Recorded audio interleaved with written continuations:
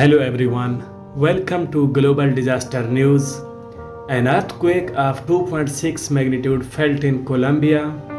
Depth of this earthquake is 76.8 km and this earthquake felt on March 18, 2022.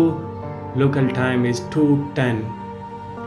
Nearby towns and cities: 13 km east and north of Altas del Rosario, 13 km south and east of Barranco de Loba, 20 km south and west of Il Banco. Weather at epicenter at time of quake: clear sky, 26.1 degrees centigrade, 97 Fahrenheit, humidity is 97% and wind is 1 meter per second from north and west.